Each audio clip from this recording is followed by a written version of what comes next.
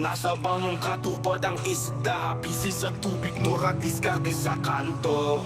Pag fishing iba'y ayaw kumpiyansa, murag hustler sa dagat, tanaw-tanaw sa tubig, aron makakwarta. Lambat o busy, kinabuhi sa lawod at kung gitaya, maglampo aron sa Ginoo para makakuha o maista sa lawod, mapuy akong kasadya sa pag fishing.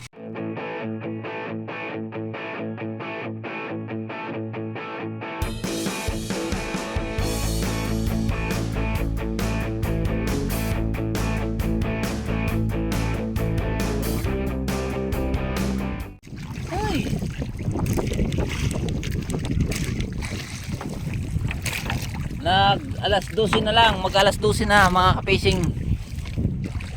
Kaunti talagang huli. Hindi talaga kumain ng pusit. Alas 12 na ng gabi. Wala, nandiyan, di pa nagpakita ang buwan. Ang takpan pa ng ano, tampog. Pero wala. Ito lang yung huli natin, no? Mga 2 pa 3 kilo na. Wala tayong magawa. Ito lang yung binigay sa atin. Ayay. Ito lang yung payaw natin dahil nawala yung ano natin, 5 piraso. Nag-area tayo ng umaga. Hindi ko akalain mababaw na pala. Kaya yun, sumabit ang 5. Lumubog. Hindi ko na nakita, lumubog na pala. Yan, tingnan nyo naman, di ba pakita ang buwan. Dalawa kami ni Christian dito, nandiyan sa taas. Maya uwi na ako. Sinyas na ako sa kanya, maya lang.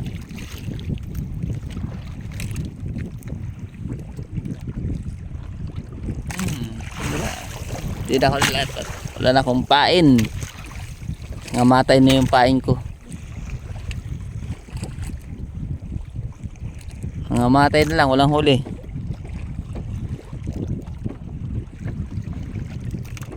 Walang huli. Walang kakain hanggat walang huling isda. Yun lang. Konti lang yung huli natin. Konti lang yung pain natin. Pero mayroon pa tayo. Diyan po. Ayan. Sana malagdagan man. Kahit isang XL lang.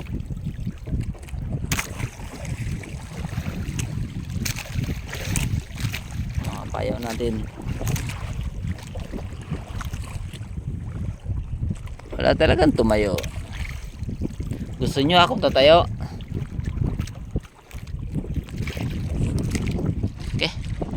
Talaga kailangan nating umuwi. Kumikilat na.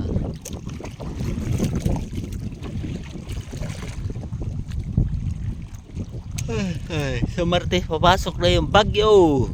Nako naman, sana hindi lalala yung bagyo at saka hindi maglandfall, kasi super typhoon na siya. Higit na 200 yung takbo niya, yung lakas niya.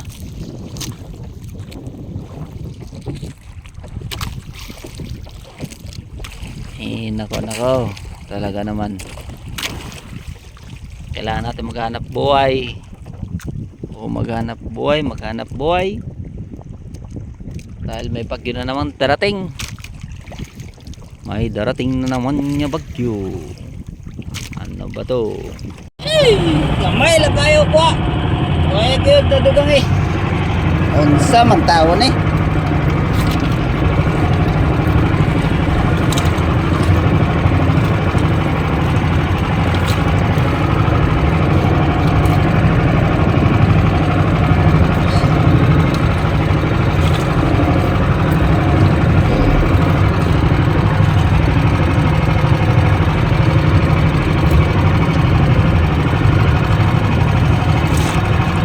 Ganon.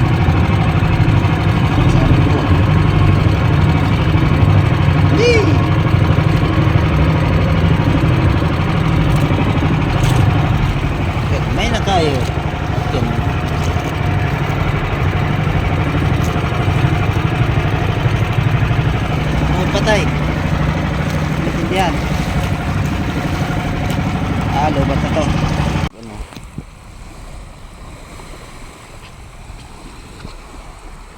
Itong huli natin. Tingnan natin kung ilang kilo to.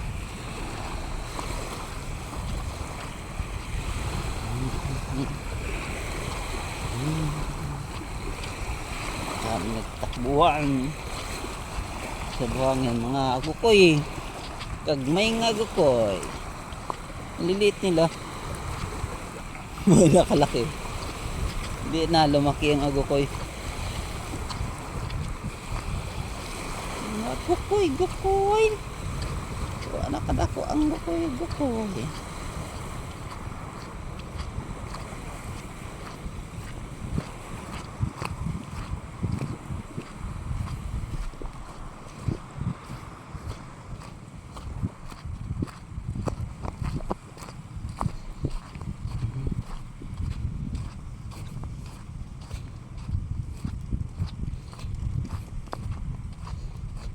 Timbang ta.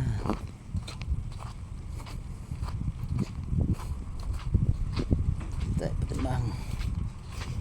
Okay. Ayo.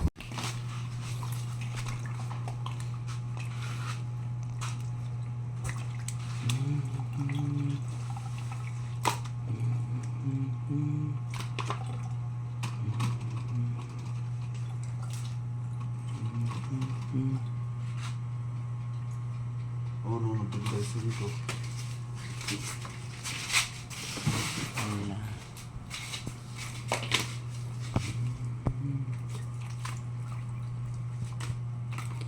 Wala na yung kao, no? Wala yung magkao. Ono, video.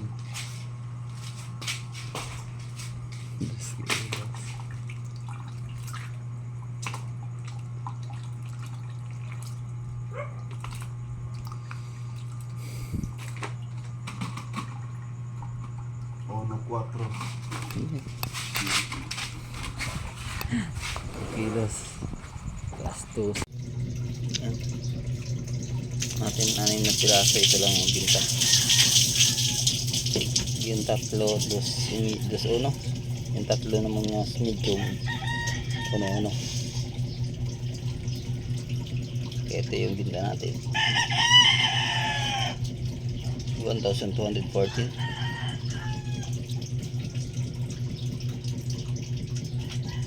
Maganda tong XL dahil ano, 400 ang kilo. Ito naman ay ilan bang kilo? 370.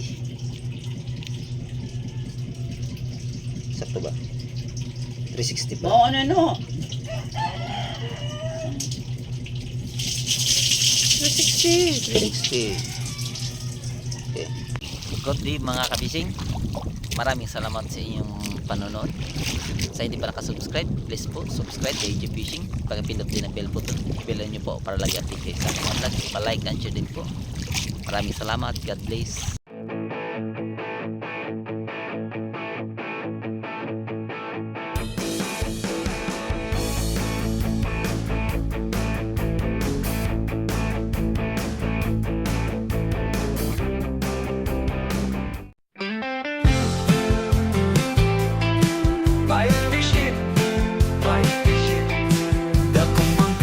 Kadlawon dasiglang palawod lang tagihapon sa kinabuhi simple lang. Tara na para makasayo na ta. Ang balut sa dagat sa kabuntagon gininhawa sa hangin. O kasi ka sa mga isda ilabay na ang lambat aron kita makakuha. Magdepende ang panahon. Tinuod nga risko ang panagat. Sa dagat kami nabuhi at makakaon. Batch fishing sa baybayon akong namatan. Among pangabilawang daw sa dagat. Paniguha o pangandoy akong baon. Pugma sa tubig ipapaon sa akong pamilya. Sa kasakit o kalisod dili mapalupig. Ang mugi hapon dalang nga unta makaginhawa.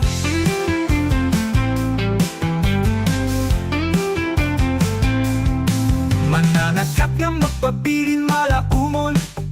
Sa init tukulan, silang gihapon. Pili mo takas sa pagpaning kamot.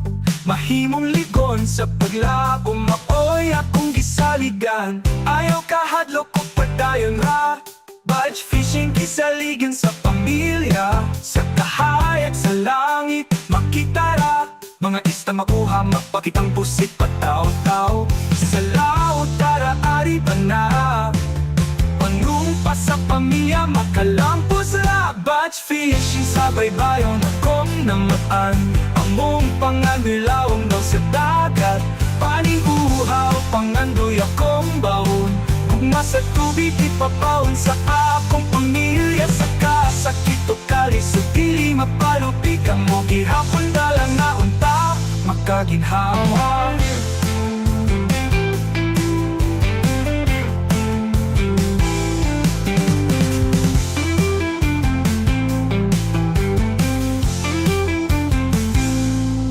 Batch fishing sa baybayon, akong namatan. Among pangandilawom daw sa dagat. Paningguhaw, pangandoy akong baon. Gugma sa tubig, ipabaon sa akong pamilya. Sa kasakit o kalisod, dili mapalupig. Ang mo gihapon dalang na unta, makaginhawa.